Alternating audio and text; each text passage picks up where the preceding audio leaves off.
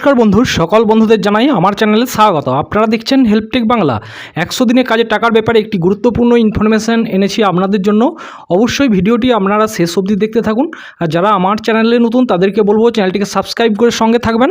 আর যারা সাবস্ক্রাইব করেছেন তাদেরকে অসংখ্য ধন্যবাদ। তো 3,64,00,000 ফেরত চাই, তবেই মিলবে 100 দিনের বকেয়া বার্তা কেন্দ্রের।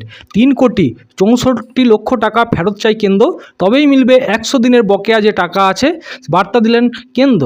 তো দেশে বিজেপি ও বিরোধী শাসিত একাধিক রাজ্যে 100 দিনের কাজের প্রকল্পের বরাদ্দের ক্ষেত্রে কোটি কোটি টাকা অপব্যবহার হয়েছে। খোদ মনরেগার অডিটেই উঠে এসেছে এই তথ্য। অথচ টাকা বন্ধ করা হয়েছে শুধুমাত্র বাংলার ক্ষেত্রে। 2022 সালের মার্চ মাসের পর থেকে 100 দিনের কাজের টাকা আটকে রেখেছে কেন্দ্র।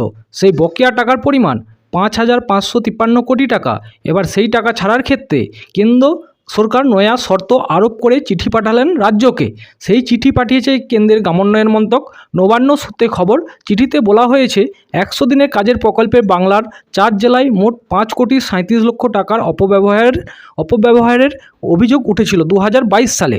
সেই সময় কেন্দ্র প্রতিনিধি দল পাঠিয়েছিল বাংলায়।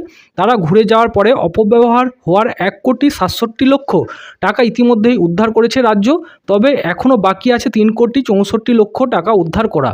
সেই টাকা উদ্ধার করলেই 100 দিনের কাজের প্রকল্পের বকেয়া মিটিয়ে দেওয়া হবে বলে ওই চিঠিতে জানানো হয়েছে। প্রশ্ন উঠছে, কেন্দ্র সরকার হঠাৎ নতুন করে 100 দিনের কাজের টাকা মেটানোর কথা কেন জানাতে গেল রাজ্য সরকারকে? ওয়াকিবহল মহলের দাবি, লোকসভা নির্বাচনের একক সংখ্যাগরিষ্ঠতা হারিয়ে এখন জাতীয় রাজনীতিতে অনেকটাই কোণঠাসা দশা হয়েছে পদ্ম শিবিরের। জোড়া তাপ্তি দিয়ে একটা সরকার কেন্দ্র তৈরি হলেও সেই সরকারের মেয়াদ ও স্থায়িত্ব নিয়ে সংশয় আছে সর্বস্তরেই। ইতিমধ্যেই বেশ কিছু ইস্যুতে বিজেপির সঙ্গে কেন্দ্রের শরিক দলগুলির মতভেদ সামনে আসতে শুরু করেছে। লোকসভা নির্বাচনের বাংলাতেও বিজেপির আসন কমেছে। পদ্ম শিবির নেতাদের একাংশের দাবি, কেন্দ্র যেভাবে একের পর এক প্রকল্পের ক্ষেত্রে বাংলাকে বঞ্চিত করে চলেছে, টাকা আটকে রাখছে, তা ভালোভাবে নিচ্ছেন না আমজনতা। এদিকে বছর 2 বাদে রাজ্যের বিধানসভা নির্বাচন। সেই ভোটে বিরোধী দলের তকমা ধরে রাখতে গেলে, ভালো ফল করতে গেলে একজোট কাটানো খুবই দরকার। সেই দেরিতে হলেও বুঝতে পেরেছেন পদ্মের শীর্ষ নেতারাও। আর তাই 3,64,00,000 টাকা উদ্ধার করা বার্তা দিয়ে 100 দিনের কাজের প্রকল্পের বকেয়া মেটাতে চাইছে কেন্দ্র। এর পাশাপাশি বাংলার বিজেপির ঘুম কেড়েছে রাজ্য সরকারের নিজস্ব কর্মশ্রী প্রকল্পটিও। কেননা সেই প্রকল্পের কাজ পাচ্ছেন 100 দিনের কাজের প্রকল্পের জব কার্ড হোল্ডাররাই। মজুরি পাচ্ছেন কেন্দ্রের প্রকল্পে হারেই। সবথেকে বড় কথা, কেন্দ্রের প্রকল্পের বছরে 100 দিনের কাজের কথা বলা হলেও বাস্তবে 30 দিন কাজ মিলত না। কিন্তু রাজ্যের প্রকল্পের বছরে 50 দিনের কাজের নিশ্চয়তা প্রদান করা হয়েছে। অর্থাৎ আয়ের সুযোগ বেশি রাজ্যের প্রকল্পে। ফলে আগামী দিনে যদি কেন্দ্র সরকার বাংলার জন্য 100 দিনের কাজের প্রকল্প ফের চালু করে, তখন আদৌ সেই প্রকল্পের কাজের জন্য লোক মিলবে কিনা সন্দেহ। কেন্দ্রের অতি চালাকির জেরে এখন কেন্দ্রের প্রকল্পই রাজ্যের জমি হারাবার মুখে এসে দাঁড়িয়েছে। কেন্দ্রের প্রকল্পের জমি দখল করতে শুরু করে দিয়েছে রাজ্যের প্রকল্প। শুধু তাই নয়, কেন্দ্রের টাকা আটকে রাখার নীতির বিরুদ্ধে যেভাবে বাংলার মুখ্যমন্ত্রী মমতা বন্দ্যোপাধ্যায় রুখে দাঁড়িয়েছে, কর্মশ্রী প্রকল্প চালু করার পাশাপাশি রাজ্যের প্রায় 60 লক্ষ জব কার্ড হোল্ডারদের বকেয়া মেটানোর ব্যবস্থা করে দিয়েছে। তা শুধু বিজেপির মুখ পোড়াচ্ছে তাই নয়, সর্বভারতীয় ক্ষেত্রে মুখ্যমন্ত্রী হিসাবে মমতার গ্রহণযোগ্যতাও বাড়িয়ে দিয়েছে। কেন্দ্র চাইছিল দেশের রাজ্যগুলির দিল্লিমুখী নির্ভরশীলতা নিয়ে টিকে থাকুক। তাতে রাজ্যগুলির প্রশাসন শাসন দুই কেন্দ্রের শাসক দলের হাতে মুঠোয় থাকবে।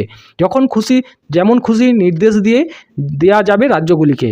বিরোধী দল শাসিত রাজ্যগুলি টুটি চেপে ধরা যাবে। কিন্তু মমতা দেশের মধ্যে একমাত্র মুখ্যমন্ত্রী যিনি নরেন্দ্র সরকার এই নীতির বিরুদ্ধে বাঘিনীর মতো লড়াই চালিয়ে গিয়েছেন ও যাচ্ছেন।